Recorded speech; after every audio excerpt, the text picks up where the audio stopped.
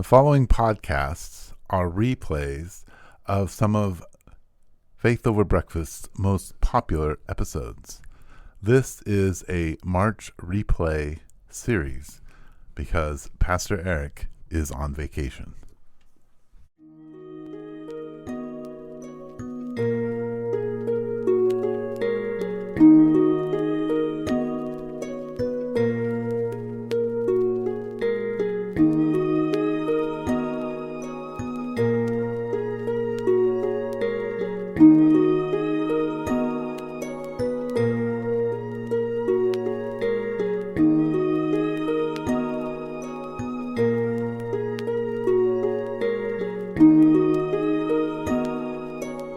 This is Faith Over Breakfast, Season 3, Episode 1.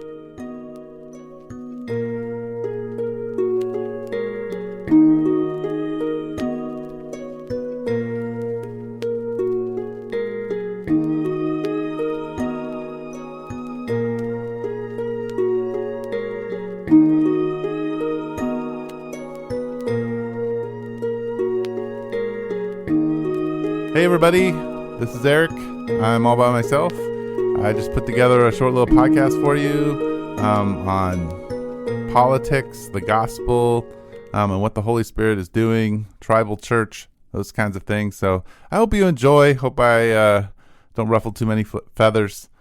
Thank you for listening to Faith Over Breakfast. And oh, by the way, as Andy always tells you that I should say, my name is Eric Deepen. I'm pastor of the Village Church in Tucson, Arizona.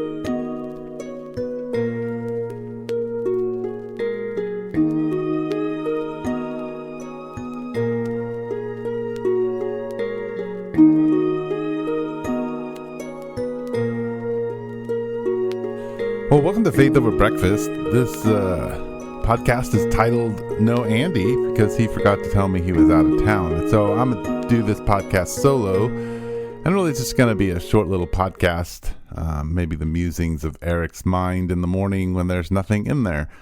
But I thought I'd just talk into the microphone to nobody across from me or next to me and say that I am really excited about what God has been doing in my community.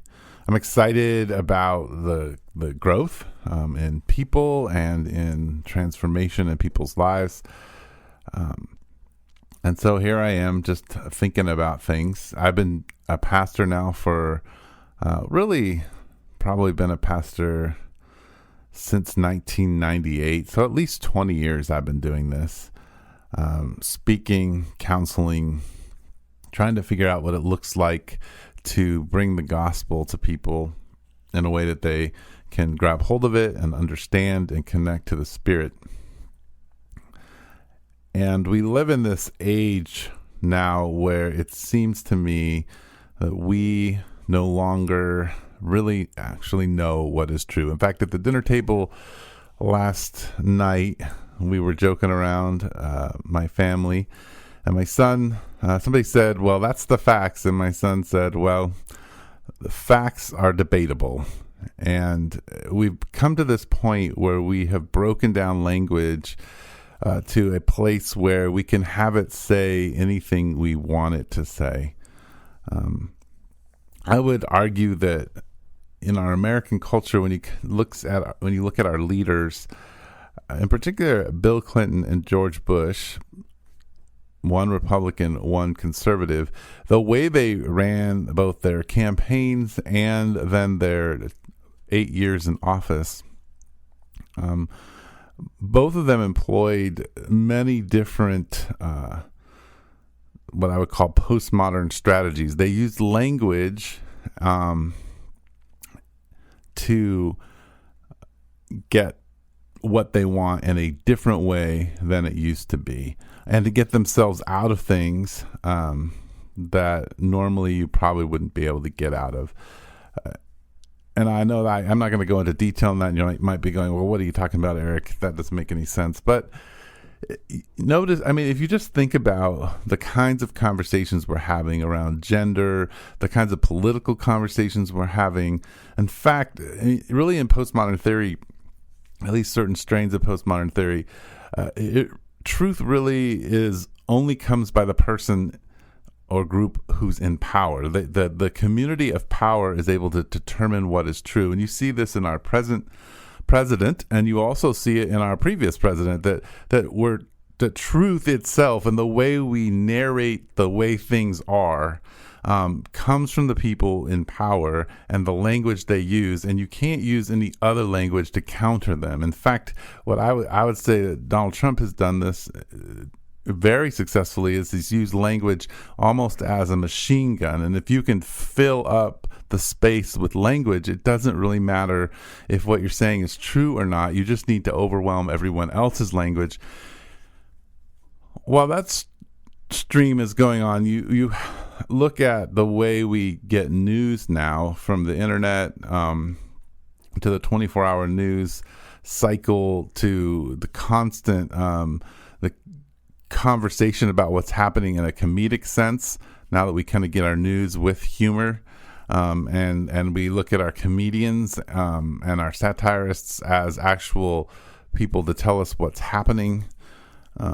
And on top of that, because we have so much like information and then words to different ways of trying to digest that information, and you look at YouTube, and the rise of people like Jordan Peterson and others who are shaping the world through this constant speaking and this constant updating of things, and constant conversation. And so it's just so much information. And then because we have so much information, because the world has shrunk so much, we are able to know what happens everywhere and in every place. And I mean, I often joke that I can tell you with just a little bit of research what somebody ate for breakfast in the middle of nowhere in Australia, just because of how, because they took a picture of it and posted it on the internet, which would have been impossible even 20 years ago for me to do. So our world is changing, and we have so much information. So language becomes a very powerful mechanism to get out truth, to tell people what's happening, to tell people what you think, to kind of define reality. But the problem with that is that language then also is no longer doesn't have any value, and so you have to use a lot of it, because now, I mean, it's kind of like a currency where, I mean, I would say even 20 years ago, 25 years ago, certainly 30, 40 years ago, words carried more weight. What you said carried more weight. What particular people said carried more weight. It had more value. And there's really just been a devaluation of the spoken word and what we say. And so we have to say a lot of things. This is very difficult, I think, for the church, because the church can get caught up in trying to be part of that, so trying to put out information and trying to talk and try to counter things and trying to lay out what the true foundations are and beat the drum. And so there's this conflict within the church about how we might communicate what is true. Some people wanting to just hold on to the foundations, build some walls, protect their kids, and almost be reactionary in their Protestant mode to everything that's happening around them, while others are saying, no, we need to kind of to get into the public square. We need to affirm what is true within the world that people are saying, and try to both critique the world and critique the church, and offer a different way. And sometimes that way gets a little bit syncretistic. It gets sometimes it loses itself. It loses Jesus. It's trying hard not to be offensive anyway, because it feels like it's having to make up for a history of what it sees as a Christian, or at least Judeo-Christian ethic that has been oppressive to people and participated in the oppression of people. And so even in all of that, we have within the university, at least when I was going to college, which is a while ago, but it actually hasn't changed that much, is that within philosophy and in the language studies in linguistics, where postmodernism comes from, and you have these and when we're looking at, say, minority studies, all these kinds of things. Postmodernism and minority studies sometimes marry, and sometimes they're actually at odds with each other, and yet they find themselves often politically on the same side of the fence. And so there's this conflict. In fact, I was reading an article just recently about how the Hispanic community is really upset within a certain school district because of what is trying to be pushed in a sex education mode that they don't agree with, and they make up most of the school, and their voice is being shut down because the more progressive people would like a more open sex ed that's mandatory for people, and so there's even here you have what is a pretty traditional liberal cause, minorities' voice within the majority, and then you have the another progressive idea is sexual freedom and education coming against each other because there's some divergent views there, and they don't really know how to handle that. And so even in the progressive movement in the liberal side, you have conflict because there's a philosophy issue, but you then have on the conservative side the same issue going on when you think about just the Christian who is at a place where their only voting thing at this point is pro-life. And so there's a philosophy, if you believe in life before conception, then you're going to protect life afterwards. And so if you don't, then they have a feeling that you won't. And so they're single issue voters. And then you have other Christians who tend to be like, okay, no, we have to be a little bit more holistic about how we look at our politics and how we understand what we're voting for and who we're voting for. And then even within that conservative world, we have people who have a hard time finding them. They can't be in the liberal progressive world, and they can't be in the conservative world, and they don't even feel comfortable in the moderate world because they're pro-life, but they're also, much more liberal in their tax ideas and the way that they believe the government should take care of and help out the indigent and the poor, and social programs and universal health care. But then they're also find themselves wanting and believing that we should stand up for what for the person who is being taken advantage of in other countries. And then so they have all of these divergent views, and so we find a lot of people, and we could go on about that, but we find a lot of people in the middle not having any place to be. And then there's another group of people who are just saying, hey, I don't think the scriptures even call us to be people who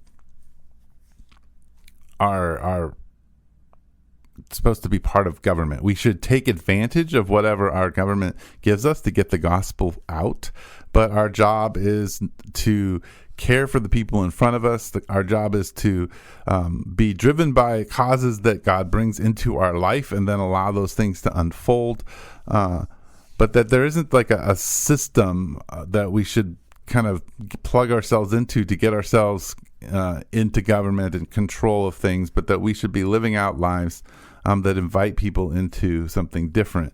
And so politics is maybe 3, 4, 5 times, down the steps of what's important to us and how we operate. And so there's just we're all over the map. And so at this point in time, in this plurality of ideas and views, and that's just within, I would say, that the Christian community and inside, it's in the Christian community, but we find ourselves in this place of almost what I would call like social anxiety, where all of us are now experiencing some level of anxiety because the foundations that we thought we were steady, and we thought the waters were calm, now everything's being tossed everywhere, and we don't even know how to talk to one another.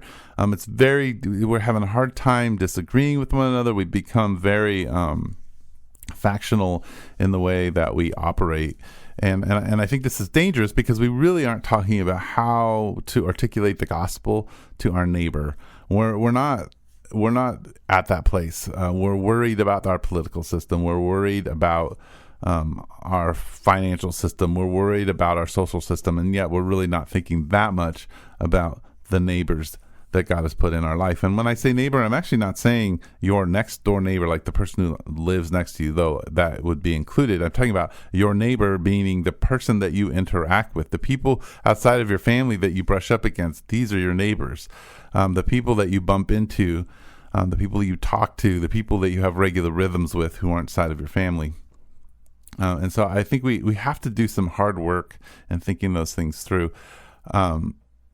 And I think we're all over the map. The other thing is I think we've become much more tribal, and I think in some ways this is good within the church. I mean, people say, "Oh, the church is so fractured," and I actually see more unity than I've ever seen within the church. But I also see more tribalism, that people are committed to their local body, to their local way of doing things. And if we can allow that to birth out some really cool, creative things and that are being shared between tribes, if there's peace between tribes, as you could say, within faith communities, then you have something amazing, because you have these little pictures of Christ's body creating something beautiful, from their music to the way that they worship, to the way that they commune together, to the special things that they offer to the world around them. And so you get, I think, a much more powerful taste of who God is in a world that's very chaotic. And if tribes, for example, at least from my perspective here in Tucson, if tribes like Mission and the Village can offer very authentic spaces to worship God, to find God, to be creative in very unique ways, and then as they share things and pray for one another, and as others join them, you have something powerful. And if that can be something that's all over the world, all over the U.S., just all over Tucson, you have a powerful expression of the Holy Spirit. And I think you'll see things happen that you didn't expect to happen, and healing will happen. So I could ramble on and on about all of this, but I really don't have that much time. And I just thought, since Andy was late and I would love to put up a podcast, I would do this one. So guys, thank you for being part of this. The other thing I want to say before I end, though, is that this episode will be the beginning of season 3, episode 1. We have produced 100 episodes, which is crazy for Faith Over Breakfast. And I think the quality's gotten better. We built 2 studios, one at the Village and one at Andy's work. And I'm really excited about the things that God is doing with this podcast and with others that are happening out of both studios. So thank you for listening. Tell your friends about Faith Over Breakfast. Rate us on iTunes and on Spotify. Share us if you have space to share us on Facebook and Instagram. These things help the Faith Over Breakfast get out to other people.